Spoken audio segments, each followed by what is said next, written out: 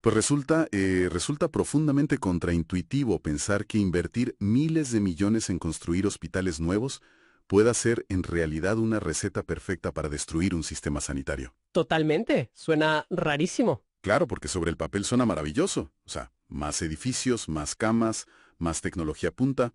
Pero bueno, cuando uno rasca un poco la superficie y analiza la maquinaria financiera que sostiene esos edificios, pues la perspectiva cambia por completo. Ya da un giro de 180 grados. Eso es.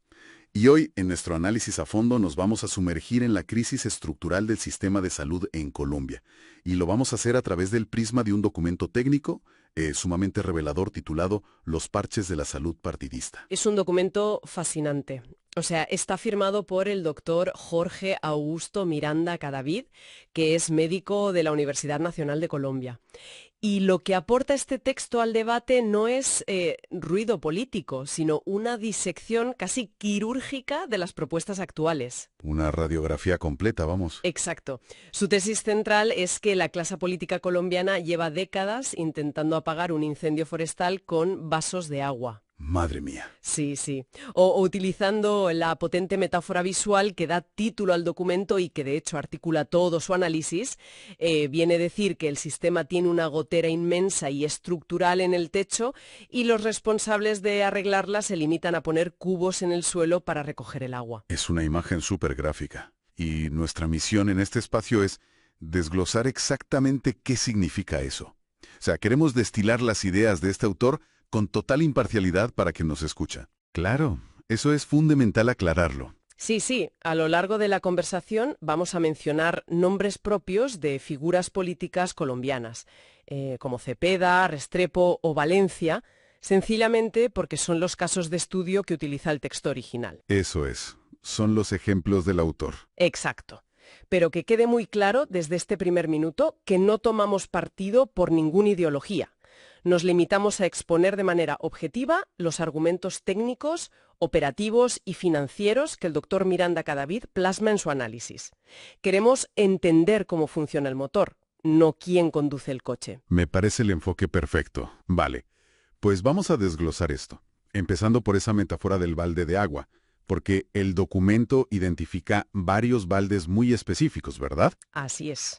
A ver, el autor describe el primer balde como el síndrome del ladrillo. El síndrome del ladrillo. Sí, y lo ejemplifica analizando propuestas como las del candidato Cepeda, que, bueno, basan gran parte de su estrategia en la promesa de construir infraestructura física, más hospitales, centros de atención más grandes, compra de tecnología. Ya. El problema que señala el texto es que levantar muros de hormigón, ignorando por completo la planificación del recurso humano, es una irresponsabilidad financiera y operativa brutal. Claro, es que construir el cascarón es solo la punta del iceberg. O sea, para que nos hagamos una idea, es como si te compras un ordenador de ultimísima generación de estos carísimos para videojuegos. Ajá. Te lo montas en la habitación, lo dejas ahí reluciente, pero resulta que no has contratado la electricidad en tu casa ni tienes dinero para comprar el sistema operativo que lo hace funcionar. Tal cual. Tienes una máquina carísima que no sirve absolutamente para nada. Esa analogía ilustra perfectamente el riesgo. Porque hoy en día el recurso humano en el sector salud en Colombia, es decir, los médicos, las enfermeras, los especialistas, se encuentra en una situación de enorme precariedad laboral. Ya está en el límite. Claro. Y si a un personal que ya está saturado le sumas los altísimos costes operativos que supone mantener un hospital nuevo abierto... Porque la luz, el mantenimiento, eso hay que pagarlo todos los meses. Exacto, los suministros no son gratis, pues esos edificios terminan convertidos en lo que el autor denomina elefantes blancos. Son estructuras gigantescas que no prestan ningún servicio real a la población, pero que drenan el presupuesto público de manera constante. ¡Ostras! Y fíjate, hablando de drenar el presupuesto, el documento también aborda otro tipo de propuestas políticas que prometen inyecciones masivas de dinero en tiempo récord. Se menciona la idea de inyectar recursos en un plazo de apenas 90 días. Sí, la famosa inyección de emergencia. Claro, a primera vista alguien podría pensar, oye, pues inyectar liquidez rápido es justo lo que necesita un sistema en crisis, ¿no? Bueno, esa es la intuición lógica. Pero la realidad técnica que expone el documento muestra todo lo contrario. A ver, el autor utiliza un concepto arquitectónico muy preciso para describir esta situación. Habla de echar dinero en una platabanda permeable. ¿Una platabanda? Sí, una platabanda es la parte superior plana de un edificio. Si esa estructura es permeable, significa que el agua se filtra irremediablemente. Ya. Entonces, inyectar capital de emergencia sin haber tapado previamente las fugas estructurales condena esos fondos públicos a evaporarse. Es que es gasto ineficiente en estado puro. Espera. Aquí es donde la situación me genera dudas importantes. Porque si estamos de acuerdo en que una inyección de capital rápida es como tirar dinero a un pozo sin fondo, la pregunta ineludible es ¿de dónde proponen sacar esos fondos? Claro, el dinero tiene que salir de algún lado. Exacto. Los recursos del Estado no son infinitos. Y aquí es donde la cosa se pone realmente interesante, porque entramos en las matemáticas puras del sistema. El texto disecciona la propuesta de Juan Manuel Restrepo y los números parecen chocar de frente con la realidad. El choque es frontal, vamos. Para entenderlo hay que familiarizarse un mínimo con la arquitectura financiera de modelo. A ver, Restrepo propone extraer recursos del Sistema General de Participaciones. El conocido como SGP. Eso es, el SGP, que son fondos que a grandes rasgos se destinan a financiar equipos básicos de salud y necesidades territoriales fundamentales. Vale. Y la propuesta sugiere coger parte de ese dinero para cubrir las deudas de la unidad de pago por capitación, la famosa UPC, que es básicamente la prima anual que el Estado reconoce por la atención de cada ciudadano. Vale, vamos a aterrizar esto con las cifras que expone el autor para evidenciar la magnitud del desfase, porque es de locos.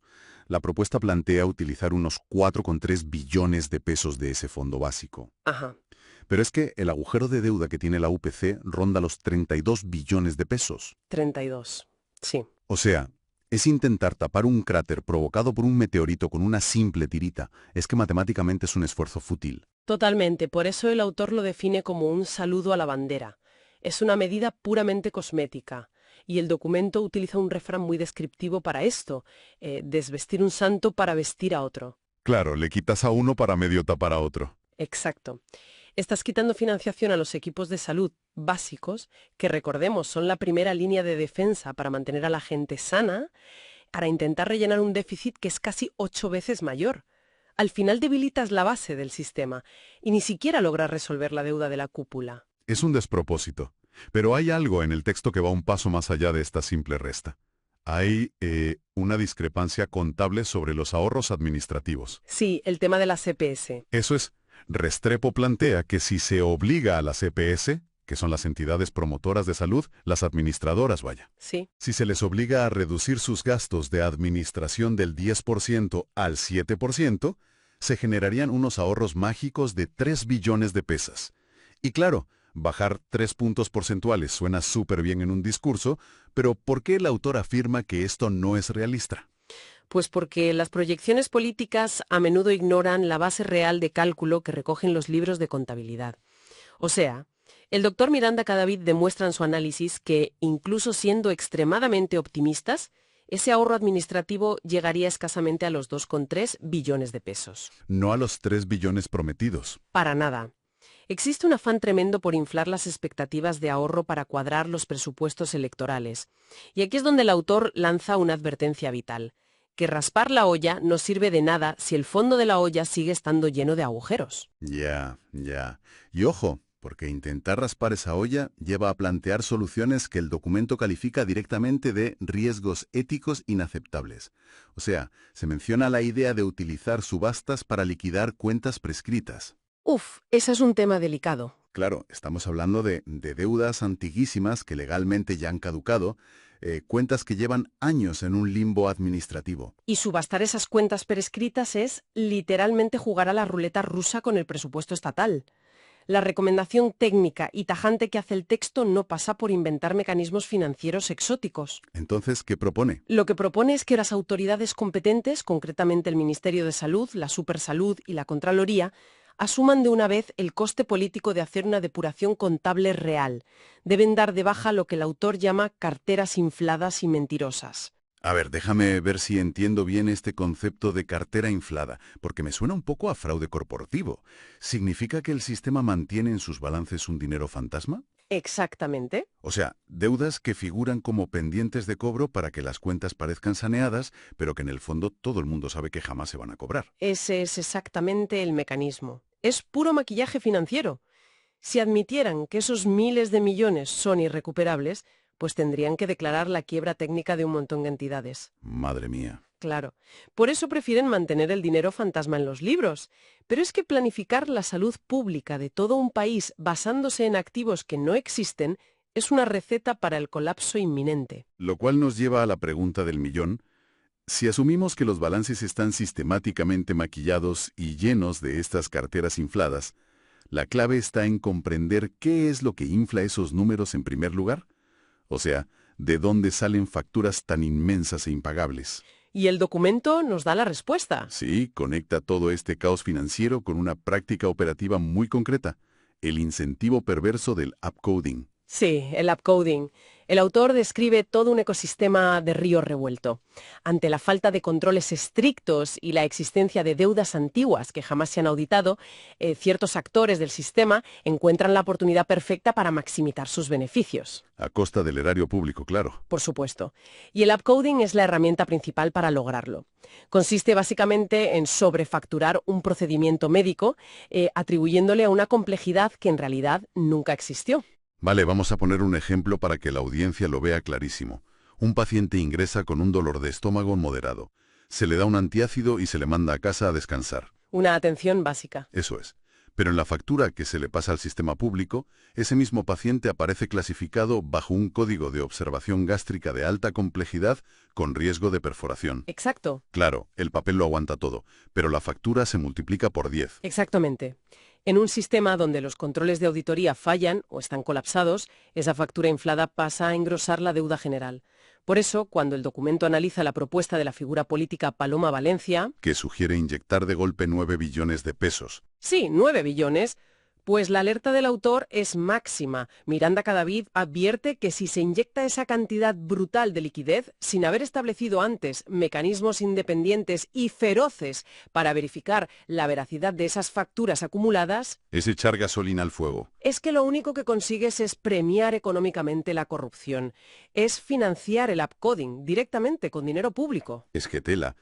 Y encima las medidas que proponen los políticos para desatascar la tensión, como programar el doble de cirugías o reducir el tiempo de las consultas para ver a más pacientes, suenan a soluciones de sentido común, Suenan bien, sí. pero el documento señala que ya han fracasado antes. Y fracasan porque ignoran el corazón radiactivo de todo este problema, que es el modelo de pago por evento. Efectivamente. El pago por evento es el motor que impulsa toda esta maquinaria de ineficiencia. Es el origen absoluto de ese río revuelto. O sea, para que nos hagamos una idea, el pago por evento en la sanidad es el equivalente exacto a llevar tu coche al taller y acordar con el mecánico que le vas a pagar por cada tuerca individual que apriete, Claro. por cada filtro que desmonte, por cada hora que pase mirando el chasis, en lugar de pactar un precio cerrado por devolverte el vehículo funcionando de forma segura. Si el modelo de pago se basa en la tuerca apretada, pues el mecánico va a encontrar casualmente una cantidad infinita de tuercas que necesitan mantenimiento urgente. Lógicamente. Es su negocio. Entonces, ¿qué significa esto cuando cambiamos el coche por un paciente humano? Pues significa que la analogía del mecánico describe un incentivo económico moralmente insostenible. O sea, el pago por evento convierte el proceso de la enfermedad en un modelo de facturación industrial. Ya, Si un hospital o una clínica cobra por cada examen, por cada día que una cama está ocupada, por cada procedimiento adicional, la lógica financiera dicta que un paciente crónicamente enfermo y sometido a múltiples intervenciones es muchísimo más rentable que un paciente sano. es terrible. El sistema penaliza la prevención y premia la complejidad de la enfermedad. Exacto. Es demoledor ver cómo el propio diseño económico boicotea la salud de la población. Pero bueno, habiendo visto todo este panorama de baldes y parches, la infraestructura vacía, las matemáticas que no cuadran y estos incentivos perversos para sobrefacturar, el documento plantea una hoja de ruta. Sí, por suerte aporta soluciones. Una ruta muy concreta para lograr lo que llama subirse al techo a reparar la gotera. Y lo interesante es que no propone una lista de deseos abstractos, sino un cambio profundo en la mecánica de los engranajes mediante 4 pilares estructurales. Y el primer pilar ataca directamente el problema que acabamos de diseccionar, la necesidad imperativa de transformar el modelo de pago. El autor propone abandonar de una vez el pago por evento y migrar hacia lo que se conoce como pagos prospectivos. A ver, explícanos esto. ¿Cómo funciona exactamente un pago prospectivo frente al modelo este del mecánico que cobra por tuerca? Pues mira, en un modelo de pago prospectivo, la entidad prestadora de salud recibe un presupuesto cerrado anual basado en el perfil de riesgo de la población que tiene a su cargo. Vale, Es decir, se calcula cuánto debería costar mantener sanas a esas 1.000 o 10.000 personas durante todo un año. Si la entidad hace un trabajo excelente en prevención, evita hospitalizaciones costosas y gasta menos de lo presupuestado, pues se queda con el margen de beneficio. claro. Premian la eficiencia. Eso es. Por el contrario, si hacen un mal trabajo preventivo y los pacientes terminan en urgencias requiriendo cirugías supercomplejas, la entidad asume la pérdida financiera de su bolsillo. Ostras, claro. De esta forma, el incentivo económico se alinea de repente con la salud del paciente. O sea, lo más rentable es mantener a la población sana y lejos del hospital. Claro, pero, a ver, para que ese modelo prospectivo no lleve a las entidades a simplemente denegar servicios para ahorrar dinero, se necesita una supervisión brutal, ¿no? Imprescindible. Y eso nos conecta de forma natural con el segundo pilar que plantea el documento, la gestión real del riesgo en salud. Es una conexión fundamental. El autor insiste muchísimo en que las entidades deben ser gestoras de riesgos reales, no meros intermediarios financieros que cogen el dinero del Estado, pagan las facturas y se llevan una comisión administrativa sin importar el resultado clínico. Ya, el intermediario que no se mancha las manos. Exacto. Y aquí el documento aporta una perspectiva muy madura, demostrando que no es una cuestión de purismo ideológico entre lo público y lo privado. El texto señala que esta gestión del riesgo puede ser perfectamente asumida por el Estado, citando modelos exitosos como el de Canadá o el de Inglaterra. Que son sistemas que siempre se utilizan como referentes mundiales. ¿Por qué logran ser tan eficientes económicamente? Pues porque están diseñados desde su origen para gestionar el riesgo de poblaciones enteras de forma centralizada. Invierten agresivamente en salud pública y atención primaria. Prevención otra vez. Exacto, lo que les permita mantener unos niveles de cobertura universales y de altísima calidad, gastando en promedio cerca de un 6% de su Producto Interior Bruto. Qué barbaridad, súper eficiente. Sí, pero bueno, el autor también reconoce que si Colombia decide mantener un modelo con participación de aseguradoras privadas, éstas deben asumir el riesgo real de pérdida. Si el paciente enferma por una negligencia preventiva, la aseguradora tiene que pagar la factura. Claro. Se acabó lo de socializar las pérdidas y privatizar las ganancias. Ahora bien, para que un médico de cabecera pueda prevenir una crisis o para que un especialista sepa qué pruebas se han hecho ya, resulta evidente que necesitan compartir información. Fundamental. Si cada clínica es un silo cerrado, pues gestionar el riesgo poblacional es imposible, lo cual nos lleva al tercer pilar de la solución, la creación de redes integradas e interoperables. La interoperabilidad es la columna vertebral tecnológica de cualquier sistema preventivo que se precie. Y el documento utiliza una expresión muy empática para describir la situación actual.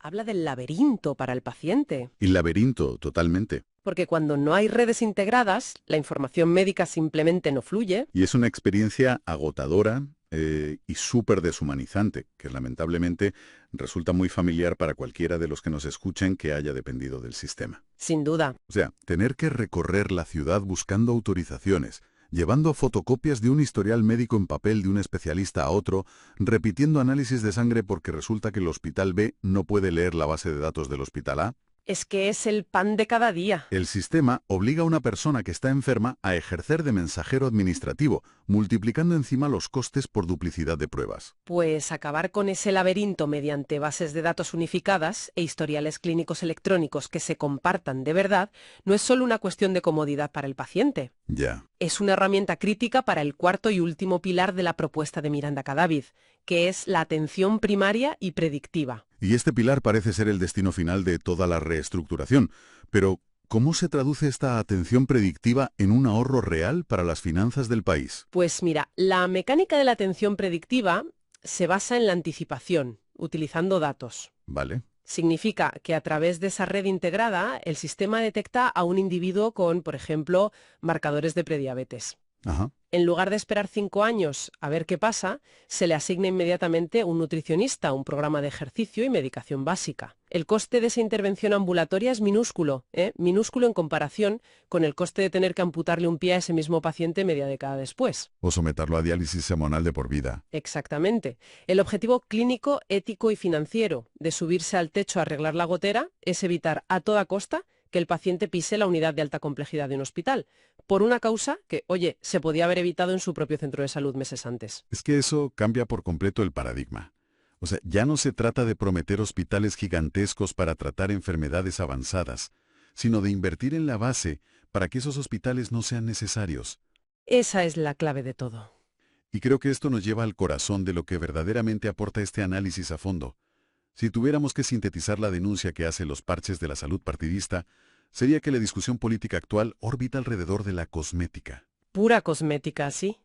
Prometer solucionar un problema estructural de décadas con inyecciones de liquidez en 90 días o construyendo edificios vacíos es una forma de ignorar deliberadamente las matemáticas y los incentivos perversos del modelo. Totalmente de acuerdo.